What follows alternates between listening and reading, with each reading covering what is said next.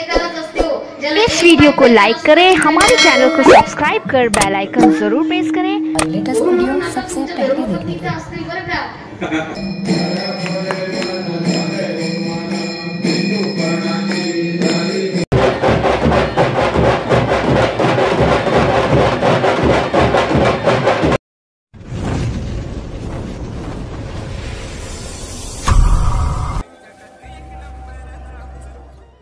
सुप्रभात, मी विजय कोकणी विजय मराठी यूट्यूब चॅनलवरती आपल्या मनपूर्वक स्वागत कर। आता आपण चाललेलो मंदिरामध्ये। तर आपल्या ग्रामदेवता म्हणजे तिचाच प्रगट दिन सोहळा असल्यामुळे आज आपण सकाळी 5:30च्या आरतीत आपण आपल्या आरतीला तिथे चाललेलो आहोत। तर सगळे रेडी झालेले आहेत। वेदा बघा, हे एकदम चिकनी बनलेली आहे। तर सकाळी लवकर उठून आपण गोल्ड झालेलं आपण जाणार डायरेक्ट मंदिरामध्ये। वैद्य इकडून निघून बसलेले।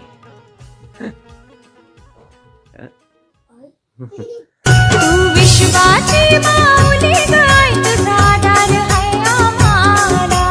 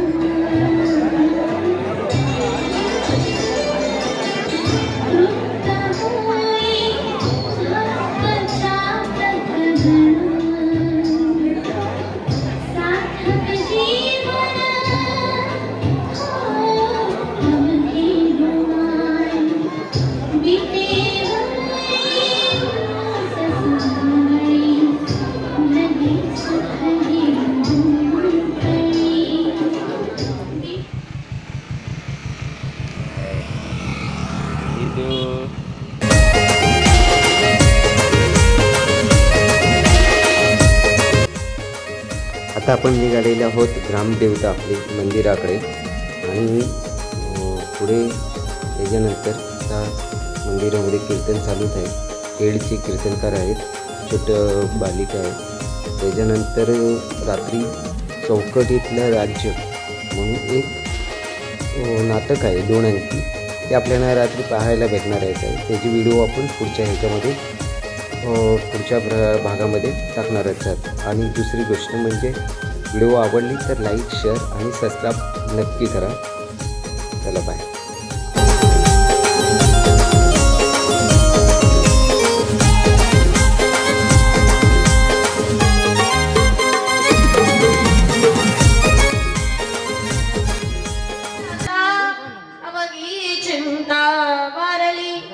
दर्शनी आला व पद्मनाभ जोडीला, संपुष्ट हृदय पेटी करून पोटी साठ धारण केलेला आहे। आणि सांगायचा मुद्दा म्हणजे काय, प्रत्येकाला प्रत्येकाच्या जीवनात भाग्याची अपेक्षा आहे। प्रत्येक जण आपलं कशाने भाग्य उजळेल या अपेक्षेने धावत आहे। आणि असंच असताना जगद्गुरु तुकोबाराय तुम्हा आम्हा समोर सांगतात, उजळले भाग्य आता अवघी चिंता, संत दर्शनी हा लाभ पद्मनाभ। जगद्गुरु तुकोबाराय आजच्या अभंगाच्या माध्यमातून सांगतायत, मनुष्याचं भाग्य कशाने उजळतं।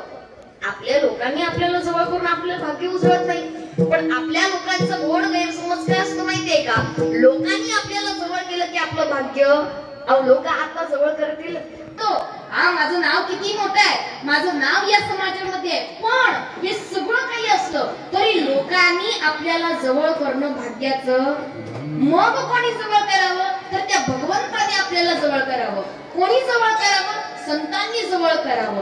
ते जेव्हा आपल्याला जवळ करतील तेव्हा आपलं भाग्य भाग्यवंत म्हणून जाया शरण गेले पंढरीराय, भाग्याचं येते हे जोडी संत पाय का म्हणे भाग्य या नावी म्हणीचे। भाग्य भाग्य म्हणजे नेमकं काय, संसारामध्ये जन्माला आलो, मनुष्य म्हणून जन्माला आलो, पण मनुष्य म्हणून जन्माला आल्यानंतर आपण भाग्याच्या शोधामध्ये असताना जिथे भाग्याचं उगम आहे ना, ते उगमाचं स्थान लग्न झाल्यानंतर तो तिच्या नवऱ्याला आपल्या जावयाला सांगतोय काय, आजपर्यंत मी माझ्या लेकीला अगदी तळ हाताच्या फोडाप्रमाणे सांभाळलेलं आहे, तिच्या सगळ्या इच्छा पूर्ण केलेल्या आहेत. पण आता म्हणजे कधी, आता तिचं तुमच्याशी लग्न झालेलं आहे, त्याच्यामुळे आतापासून पुढची जबाबदारी तुमची. आता या अक्षराचा जर बारकाईने विचार केला ना, ज्या क्षणी आपल्याला संतांची भेट होईल त्याच क्षणी आपल्या जीवनातली चिंता निघून जाणार आहे आणि मग भाग्य उजळणार आहे. मग चिंता कोणाला नसते हो, प्रत्येकाला चिंता असते ना जीवनामध्ये. तुम्हाला काय, मला काय, तर मी कीर्तन करते म्हणून मला चिंता आहे असं नाहीये ना. प्रत्येकाला चिंता असते. तुकोबारायला सुद्धा चिंता होती, पण कसली? आपल्याला चिंता असते कसली? तर महिला मंडळाचा विचार केला तर चिंता असते कसली? या सणाला ही साडी नेसली, पुढच्या सणाला कुठली? ही चिंता फार मोठी. सारखी सारखी तीच कशी नाही, ते जमतच नाही आम्हाला. एक साडी दुसऱ्या सणाला जमतच. आता यांना चिंता असते, एका सणाला साडी घेतली, सगळ्या सणांना वेगवेगळ्या साड्या घेतल्या तर पैसे किती जातील याची चिंता. बरं, आमचा विचार केला तर आता मी बरोबर 10:35 ला कॉलेजमधून निघाले. आता वेळेवरती पोहोचायचं, यांचं 12:14 ला बरोबर जन्मकाळची वेळ, तोपर्यंत पोहोचायचं कसे याची चिंता कोणाला? आम्हाला. ज्याला एक बायको आहे त्याला सुद्धा चिंता आहे, आणि ज्याला 2 बायका आहेत त्याला हो म्हणून आता तुमच्या धर्मपत्नी तर असतील बरं का.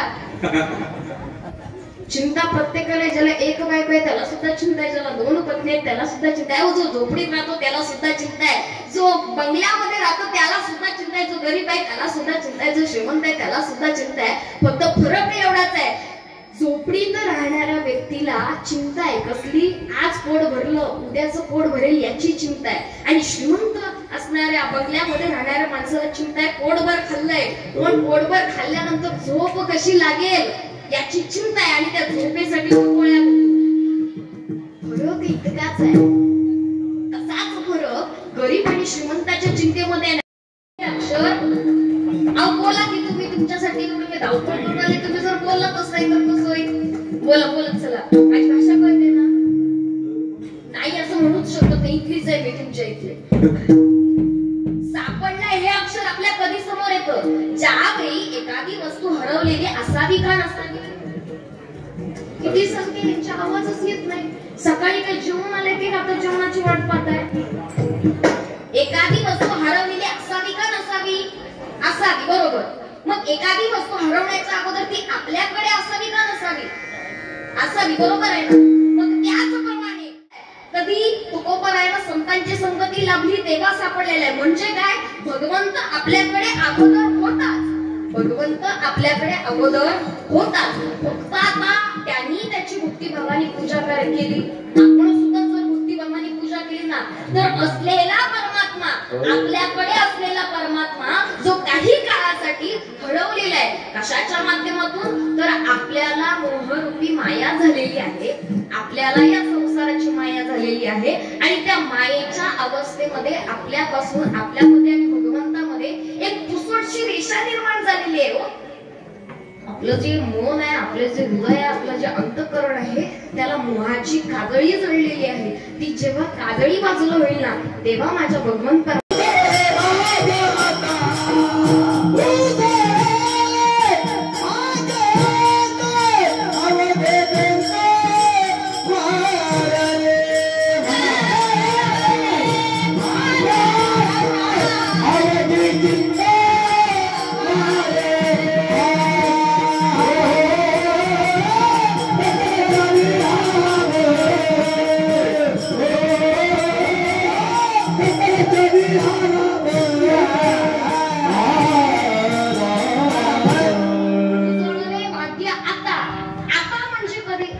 उजळणार.